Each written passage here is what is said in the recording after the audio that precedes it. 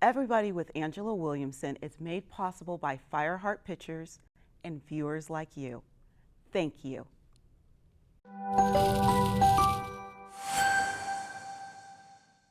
According to Forbes magazine, a sense of community is critical to our overall well-being. Strong communities have a purpose and people learn and grow because of it. Tonight, we talk to a change maker who makes our community a better place. I'm so happy you're joining us.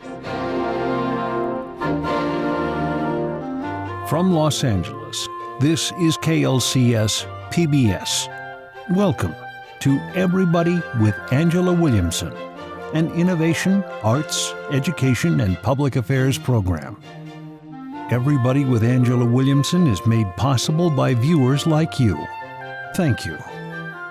And now your host, Dr. Angela Williamson. It is our honor to interview Jaime Jarrin. Jaime, thank you so much for being here. Thank you very much. Indeed, I am very, very pleased to be here. Thank you for the invitation. I appreciate that very much. It is indeed our honor. I mean, you are an institution here, and now that you're retired, we definitely had to get you on the show, so thank you so much. That's fine. Thank you for the invitation. Oh, absolutely. You know what was really interesting to me was that before you started announcing for the Dodgers, you did not know anything about baseball. Nothing about baseball, nothing about sports, because I was a newsman, radio newsman first. My first job on radio was when I was 16 years old, in 1951, back home in Quito, Ecuador. And since that day, I have been on radio for almost 71 years in a row, without stoppings. So, but first I was a newsman. I was very fortunate to be working with a cultural radio station like this channel in Ecuador. No commercials, no nothing, just news and special events. So I started when I was 15 years old, and little by little I went up. Then I was for 3 years the official announcer for the Senate of the National Congress of Ecuador. I was only 17 years old then. And then I decided to come here in 1955 because I was the announcer of the #1 program on HCJB, the Voice of the Andes. And it was a program on Saturday nights, no, Sunday nights with live audience. And the American consul used to come to watch the program almost every week. So we became friends. And one day, half serious, half kidding, I told him I would like to go to the United States. And he thought that I was trying to come as a tourist. And he said, oh, no problem. You don't want a visa for 30 days, 6 months, a year, what do you want? I said, no. I want to go there as an immigrant, as a resident of the United States. And he told me, come and see me Monday or Tuesday. So I went to the American Embassy in Quito on Tuesday, and he said, are you sure that you want to go there? I said, yes, and I need 3 visas because my wife, I was already married, and my son was just a few weeks old. So I said, I need 3 visas. I said, no problem. In 24 hours, I have those 3 visas, and I was ready to come to the United States, 1955. Okay, so you're coming to the United States in 1955 with your wife and young son. No, they stayed there because because I came without any job promise, Yes. nothing like that. So it was very difficult to come all of us at the same time. I said, let me go first, then I will bring you back. So I came in June, and my family, Jorge and my wife Blanca, joined me in December of that year, 55. How did you decide to come to California? Because I was going to go to New York. Also, I was interested in getting my commercial pilot license. Oh. So I was going to go to the Teterboro School of Aeronautics in New Jersey. But then I started thinking, what do I do? Should I go to the aviation or should I go to radio? So I said, no, I should continue on radio. Then I was reading, I was thinking of going to Chicago also. Yes. But there I was reading that the Southern California has a great number of Spanish-speaking people. So I said, that's the place where I should go. And I came to Los Angeles. And I'm so glad you did, because we Thank would you. not want you in Chicago doing broadcasts for them for over 60 years. And so but you came out here, so you left your son, your young son, and your wife back home, and you came out here, you decided California. Did you just walk into a radio station and say, I'm here, hire me? How did you do that? Yes, there was only one Spanish-speaking radio station in those days, only KWKW. Yes. So I came and right away. They were in Pasadena, so I had to ask my friends to take me there because I didn't have a car. Yes. So they took me there, and I applied for a job. There was no openings there. So, but I said, no, I have to work on radio. I have to work on radio. So I started going back there, going back there, until finally in December 1955, they gave me my first job, few hours on a weekend on KWKW.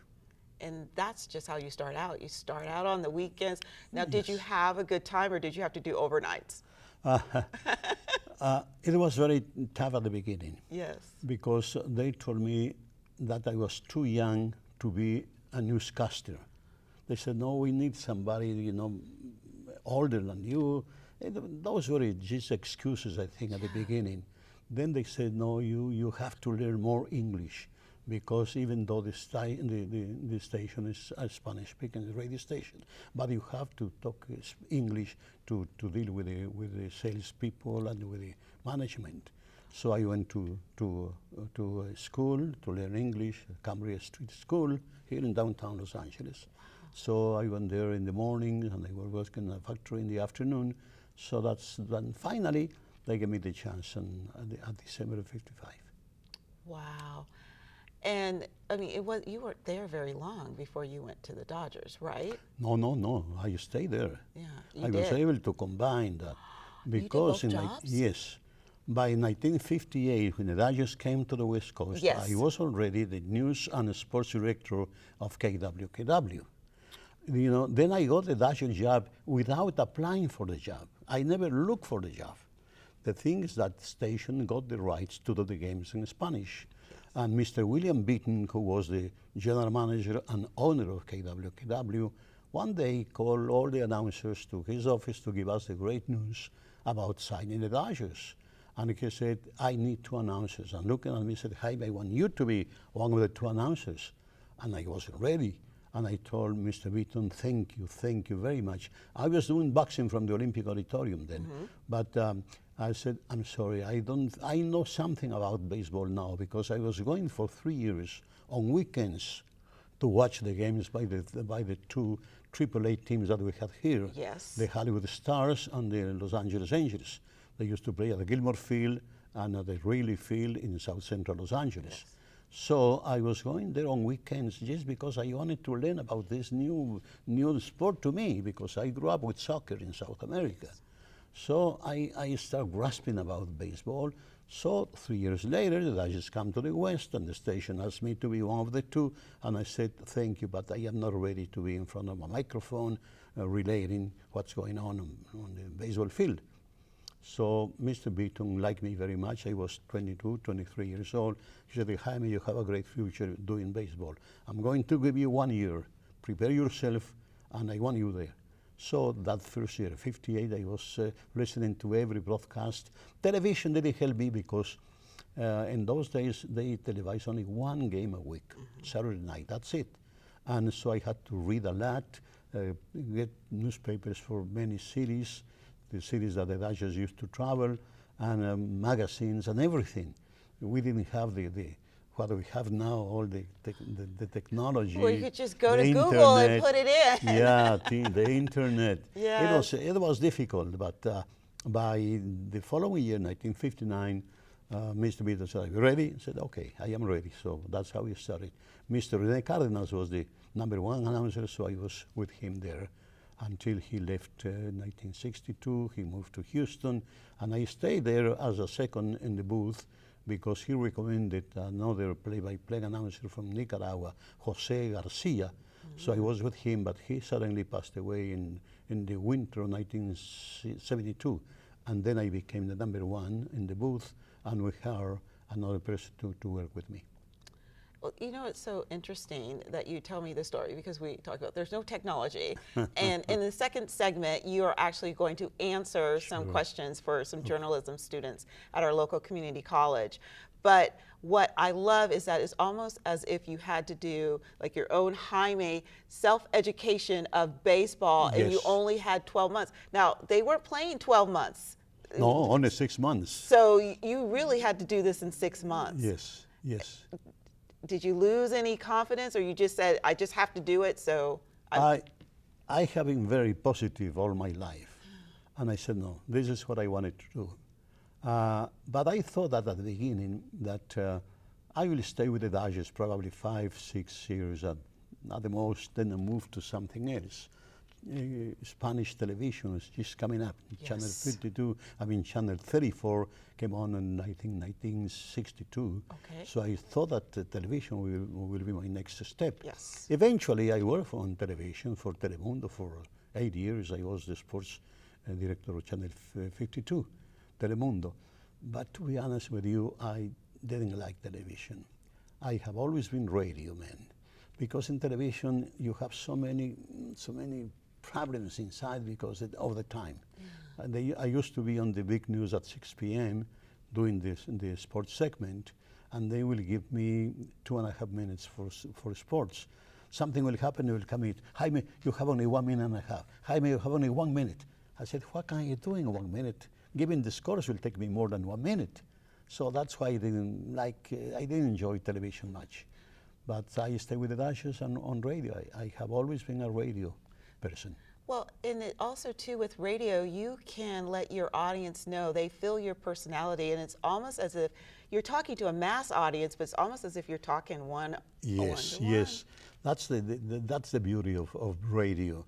In radio, you project your personality. In radio, you are there and you have the chance to describe everything that's going on around you. Television, you have to follow the director and do this and do that and do that. No, radio is fabulous. Radio is magnificent. I always thought that I was dealing with only you, with only one person. Yes. So I tried to communicate like I am doing now to you. But at the same time, I had in my mind the fact that millions of people were listening to me probably. So I had to be very careful because the microphone is a very, very special thing. It is. It almost becomes almost like your whatever hand you write with, but it becomes that hand. I mean, it's that hand that allows you to broadcast yourself and give yourself to people. And so, wow, can you believe it? We're almost done with this segment. When we come back, I would love for you to answer some questions for some aspiring broadcast journalists that immediately when they heard I was interviewing you, I had attention in the classroom immediately. So I know they're going to love to hear from you. It will be my pleasure. Thank you so much. Sure. So hang right there. We'll be right back. Thank you. And come back as we continue our conversation with Jaime Jarrin.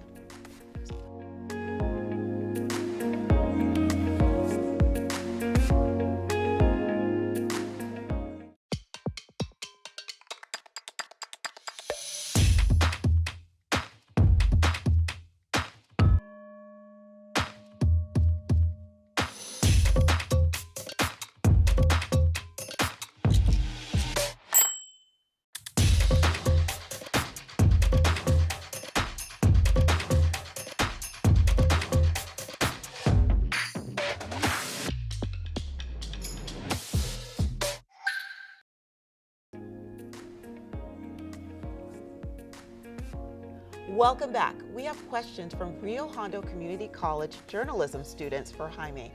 I know you're in retirement, but we want you to be a little bit of an educator for a few minutes. Do you mind? No, please go ahead. So this comes from a journalism student in journalism class 2020. He is Noah Segovia, and he says, because this is interesting because in the beginning you said, oh, I thought I worked for the Dodgers for 5 years and be done. But he says in his question, in your 60 plus seasons with the legendary Los Angeles Dodgers franchise, who was the most influential person in broadcasting at that time for you? Very easy to answer that question. it was Mr. Vince Kelly. He was my mentor, he was my teacher, he was my friend, he was everything to me. I think he was the architect of my profession. I owe him so much. He was the number one person that was behind me all the way. We just have to take a moment there because that says a lot. This says a lot about who he was as a man, but this says a lot about the relationship the two of you had. I think I was the person that spent more time with him than anybody else because at Adagio Stadium we always had dinner together, and on the road always together. He will call me to my room in the city and I would say, Jaime, please be ready, meet you in the lobby of the hotel at 7 o'clock. We are going out for dinner. He was unbelievable, yeah. Well, Noah has another question, but actually Lorenzo has one that's similar and it's more in depth. So let's go with Lorenzo Gayton. He says, what advice would you give to someone who wants to broadcast not only in English, but in Spanish as well? Well, first of all, I think a person has to be really, really believing in what he wants to be. You have to really choose exactly what you want to be, because I have seen so many people that hate what they do, and that must be miserable. In my case, probably my longevity is because I love what I do. So first of all, you have to choose really what you want to be. You want to be a doctor, do you want to be a lawyer, do you want to be a carpenter, you want to be a whatever, Yes. a radio announcer, whatever. Be sure that you want to do that. Then you have to sacrifice yourself and put 110% of your efforts into that. Well, you gave that example of how you had to do that in learning, the baseball. I mean, now you probably can talk about it backwards and forwards. Yes. But for that 6 months, you had to immerse yourself in learning something new. Yeah. Regarding the second part of the question, Yes. I am a champion of the bilingualism. Yes. I think everybody should be bilingual.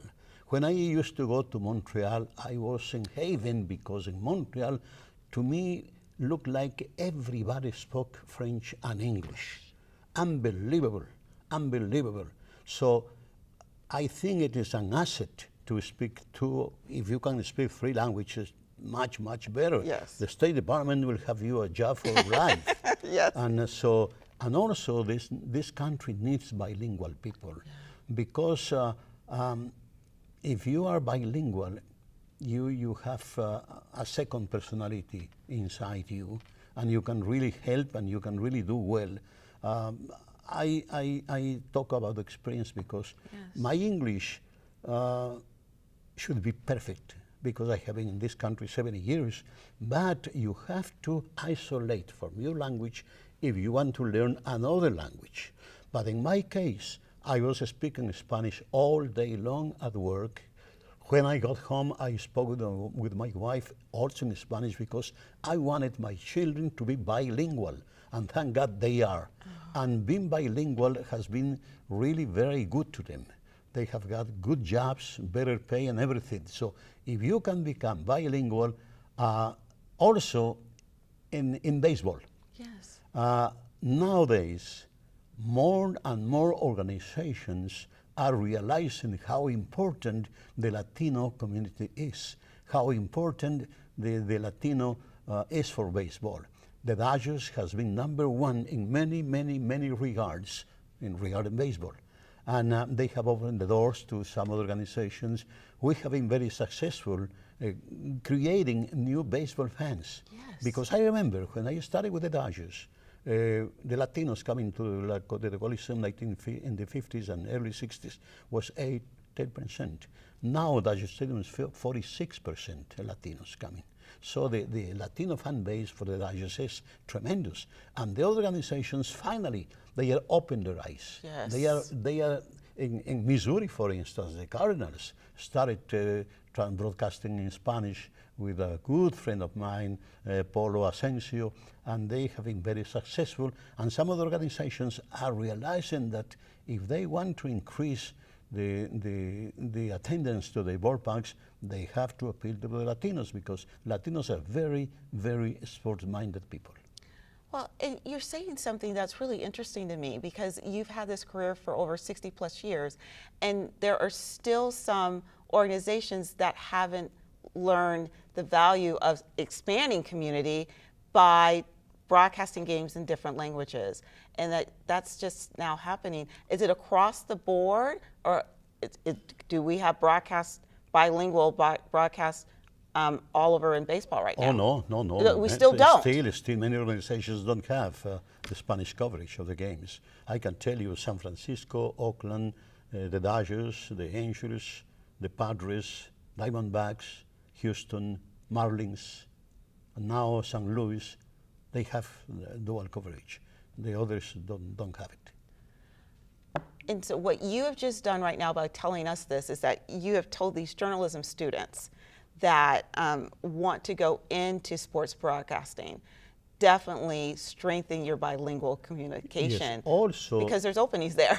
Yes, also, if you are bilingual, you can really do a better job, because times will come when you will have to interview somebody in Spanish or somebody in English.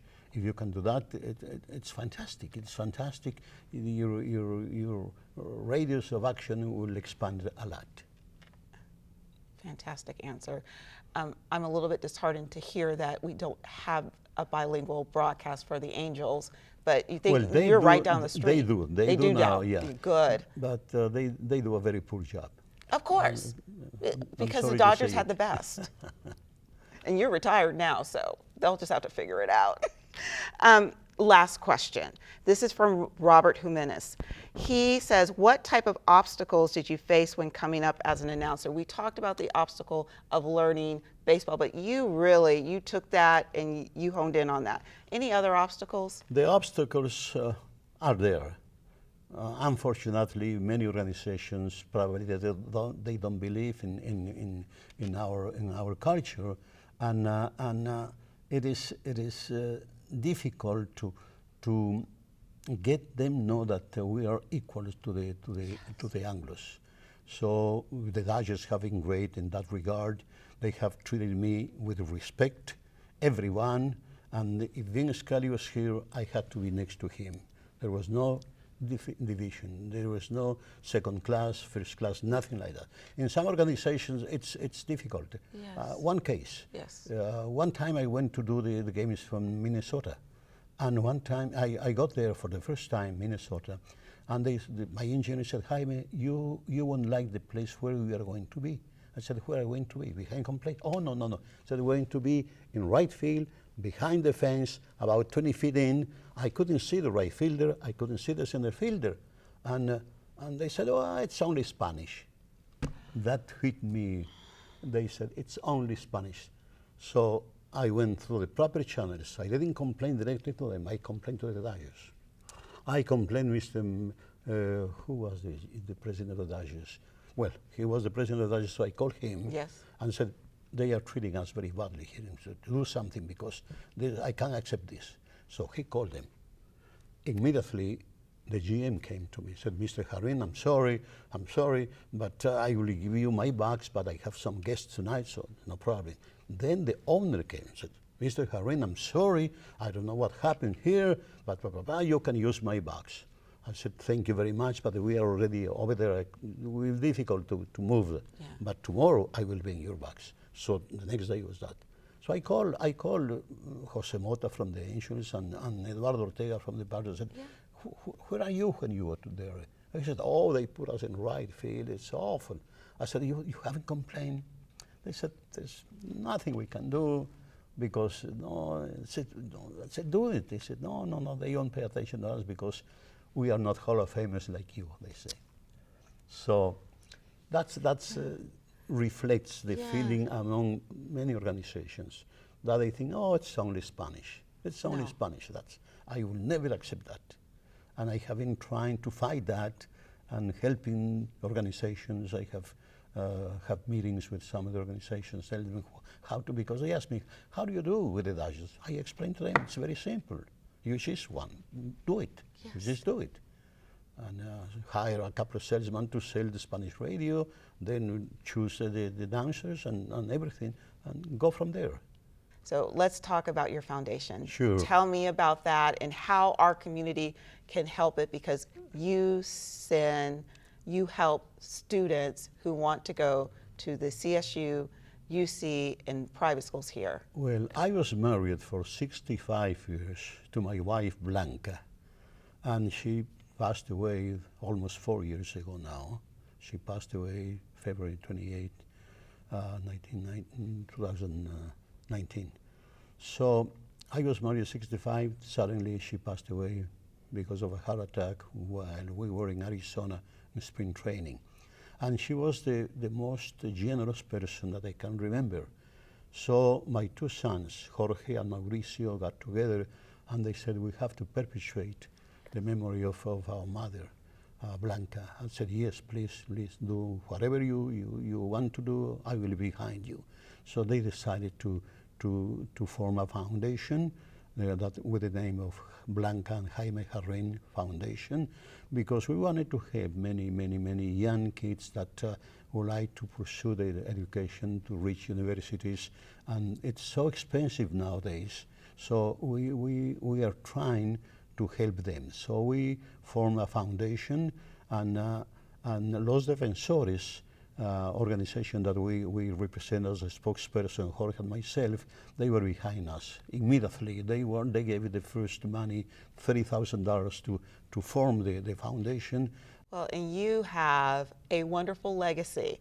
It's actually very generational, because young people look up to you, older people look up to you, and it crosses color barriers too. Well, we love you, so thank you so much. To you, the audience there, my son Jorge probably will be in touch with you, requiring some help. He will be.